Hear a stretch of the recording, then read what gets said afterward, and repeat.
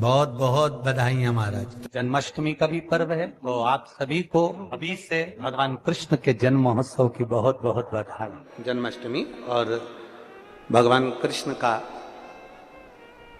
महोत्सव लोग मनाएंगे, जन्माष्टमी भी मनाएंगे, आप और हम भी मनाएंगे, खूब जन्मोत्सव भी हो पड़ेगी। पर क्या श्रीमद् भागवत कथा कहती है, क्या भगवान कृष्ण का जन्म केवल जन्मोत्सव एक ही दिन मनाना चाहिए? श्रीमद् भागवत कथा में वेद व्यास जी वर्णन करते हैं, सुखदेव जी महाराज राजा परीक्षित से कहते हैं कि भक्त अपने दिल में रोज मनना चाहिए कि आज मेरा कृष्ण मेरे हृदय में प्रकट हुआ है,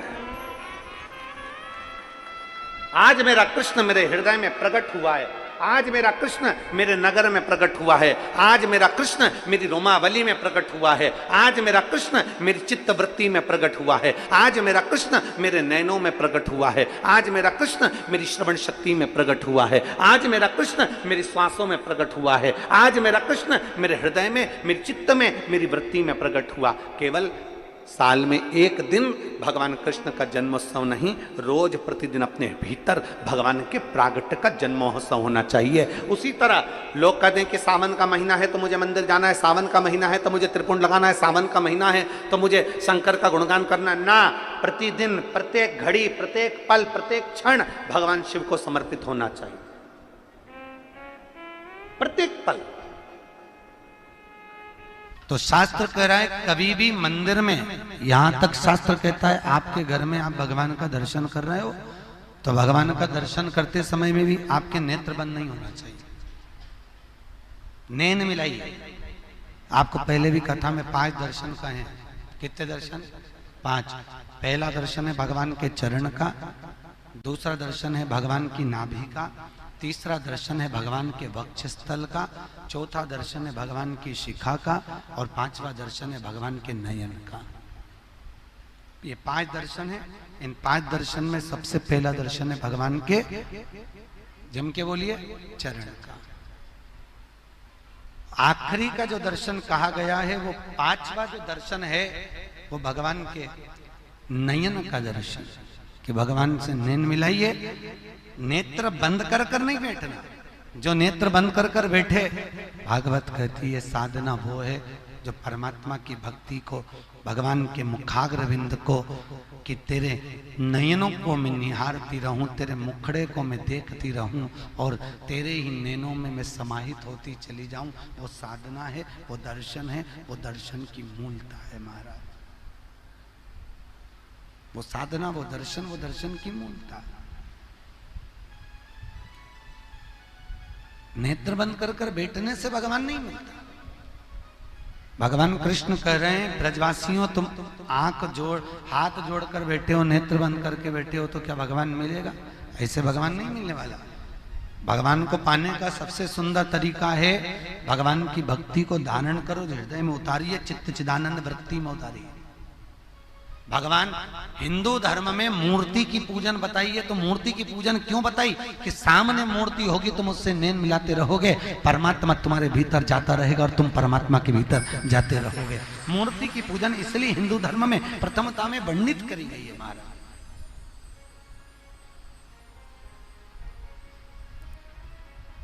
मूर्ति की पूजन का इसलिए क्रम कहा गया कि भगवान के सामने बैठो।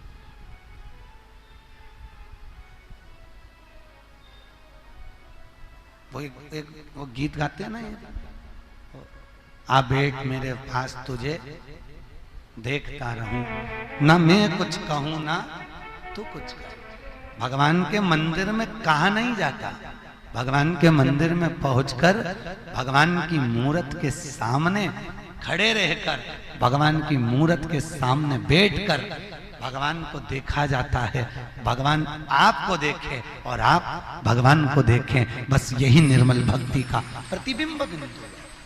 शास्त्र कहता है अरबों खरबों राधा जी की सुंदरता को इकट्ठा करो और उसकी सुंदरता का चूरा बना के पुतला बना दो। इतना कृष्ण मेरा सुंदर था, इतना सुंदर मेरा ठाकुर था, इतना सुंदर, जो देखता स्तुप्त हो जाता।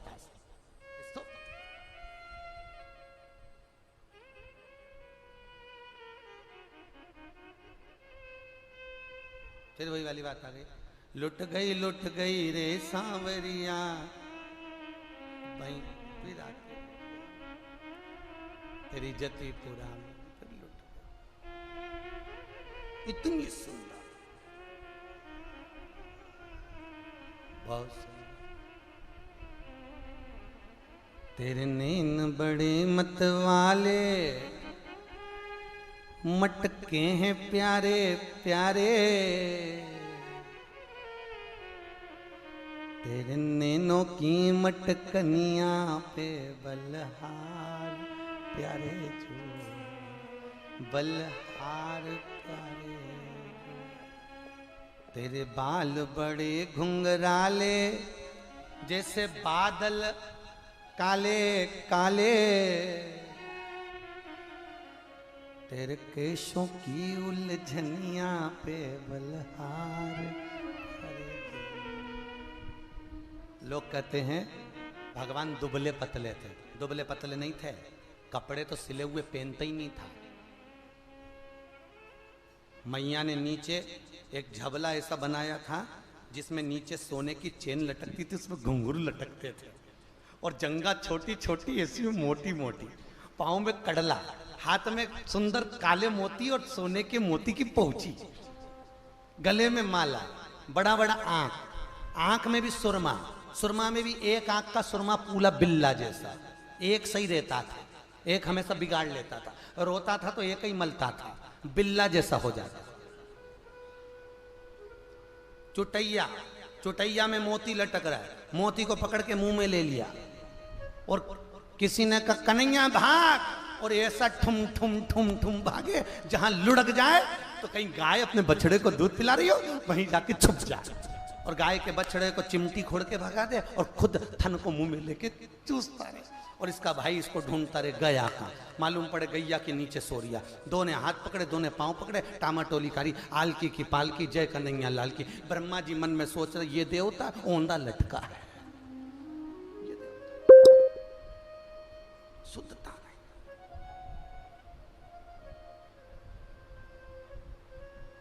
तेरे पांव बड़े मत वाले ठुमके हैं प्यारे प्यारे, तेरे पावन की पे जनिया पे बलहार प्यारे जो, बलहार प्यारे जो। बड़े सुंदर है, बड़े सुंदर। ना कजरे की ढाल, ना मोतियों के हार, ना कोई किया श्रृंगार, फिर भी कितने बड़ा अति रमणीय। देखो देखते रह जाए। बांके बिहारी मंदिर कौन कौन गया वृंदावन के? कभी एकादशी पे गए हो मां? एकादशी के दिन एक साध्वी आती है शाम को 6:30 बजे, एक सन्यासन सफेद कपड़े में। वो पूरे महीने में केवल 2 बार एकादशी पे दिखती है। बिहारी जी के मंदिर में आती है, फूलों की माला बनाकर लाती है, बिहारी जी को दिखाती है, सामने बिहारी जी को दिखाएगी और बांके बिहारी के गले में जो भी फूल की माला होगी वो अपने आप टूट के नीचे गिर जाती है, और सन्यासन अपने गले में जो माला दिखाती है वही माला पहनकर बाहर निकलकर चली जाती है। वो केवल एकादशी पे आती है शाम को 6:30 बजे।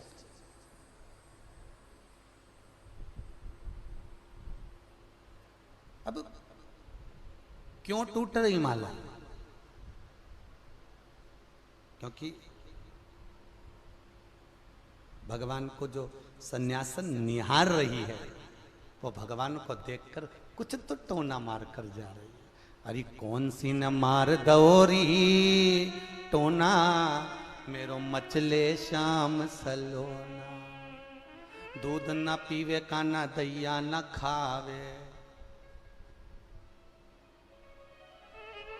नित नित मचले शाम सलोना, कौन सी न मार दौरी।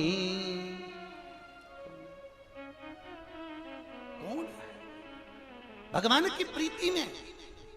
गोवर्धन नाथ जी की अगर परिक्रमा करने जाओ तो गिरिराज जी की परिक्रमा में एक संत ऐसे हैं जो 24 घंटे परिक्रमा लगाते, 24 घंटे। ना सोच निवृत्ति के लिए जाते हैं, ना वॉशरूम जाते हैं, 24 घंटे परिक्रमा चल रही, एक क्षण के लिए भी नहीं रुकते। परंतु लोग परिक्रमा करने कहां जाते हैं? लोग तो बस कोलू के बेल की तरह घूम के आ जाते। कभी हमारा निवेदन है, कभी परिक्रमा करने जाओ तो एक एक शिला का दर्शन करके आओ, एक एक शिला का दर्शन। गिरिराज बाबा की एक एक शिला पर जाइए, संतों से मिलकर आइए। जो संत गोवर्धन नाथ जी की कंदराओं में पड़े रहते हैं, निकलते परिक्रमा करते फिर अंदर चले जाते।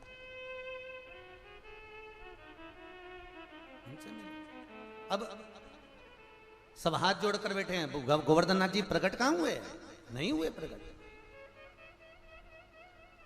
हुए ही नहीं। इतने में ब्रजवासी बोले इंद्र होते तो आ जाते। भगवान कृष्ण ने हाथ जोड़ के कहा बाबा प्रकट हो जा। कन्हैया जी स्वयं विनती कर रहे हैं। कन्हैया का ही एक अवतार पर्वत में से प्रकट हो गया, हजारों हाथ कर कर खाने लगा। जब हजारों हाथ कर कर खाने लगे तो ब्रजवासी आपस में सोचे बताओ ये तो पूरा ही खा जाए वो, फिर अपन क्या खाएंगे। अब भगवान प्रकट नहीं हो रहे थे तो क्या पत्थर है, और भगवान प्रकट हो गए तो क्या ये तो पूरा ही खा जाएगा। ये दुनिया के लोग हैं, कभी जीने नहीं देंगे तुमको, याद रखना। कह रहे हैं ये तो पूरा ही खा जाएगा। अब ब्रजवासी बोले पूरा खा जाएगा, तो भगवान कृष्ण बोले ठाकुर जी थोड़ा छोड़ दो। गोवर्धन नाथ जी ने हाथ को रोक लिया। जब हाथ को रोका, रोकने के बाद में जब भगवान रुके तो भगवान ने कहा आज के बाद में किसी के सामने जीमने नहीं आऊंगा। भगवान चले। सारे ब्रजवासियों ने परिक्रमा करी, परिक्रमा कर कर चले। जैसे ही परिक्रमा कर कर चले, गोवर्धन नाथ जी की परिक्रमा का सुख पाया महाराज, सुख। एक एक शिला। जतिपुरा से जब हम परिक्रमा को प्रारंभ करते हैं, जतिपुरा से चलते चलते चलते चलते बीच में चलने पर बहुत सुंदर सुंदर शिलाखंडों का स्मरण होता है महाराज। बहुत बहुत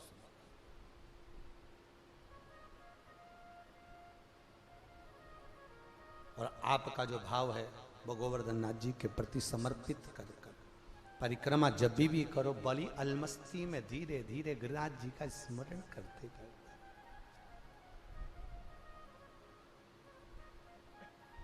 जिस दिन आपका एकादशी का व्रत रहेगा, जिस दिन आपकी प्रदोष रहेगी, जिस दिन आप सोमवार का व्रत करोगे, संकट सोमवार करोगे, जन्माष्टमी करोगे, रामनवमी करोगे, जिस दिन आपका व्रत रहेगा आपको वैसे दिन कभी क्रोध नहीं आएगा। पर जिस दिन तुमने व्रत रखा, साधना करी, तप करा, पूजन करा, आराधना करी, उस दिन तुमको क्रोध जरूर आएगा, चिड़चिड़ प्रवृत्ति हो जाएगी। तो कई लोग कहते हैं भूखी होगी इसलिए क्रोध कर रही होगी।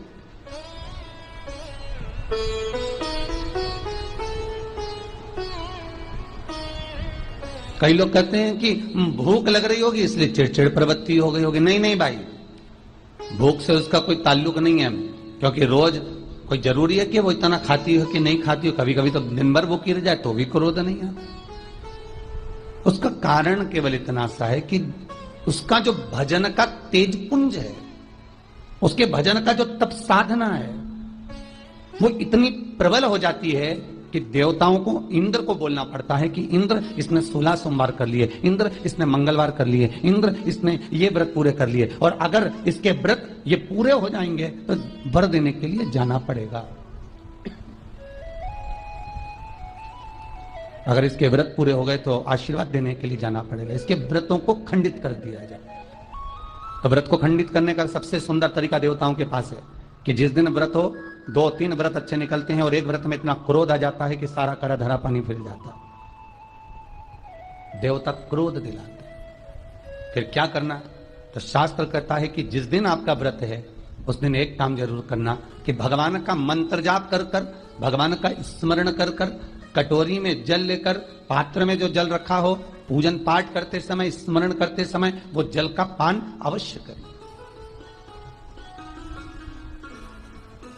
उस जल का पान अवश्य करें, उस जल को अवश्य। क्या होता है जल का पान करने से? शिव महापुराण की कथा कहती है, चाहे आप हनुमान चालीसा पढ़ें, चाहे आप राम रक्षा स्तोत्र पढ़ें, चाहे आप देवी कवच करें, चाहे आपकी मर्जी पड़े जो पाठ पूजन करें, बस एक निवेदन है, पूजन पाठ करते समय एक कटोरी में, तांबे के कलश में, एक गिलास में जल अपने नजदीक में जरूर रखें।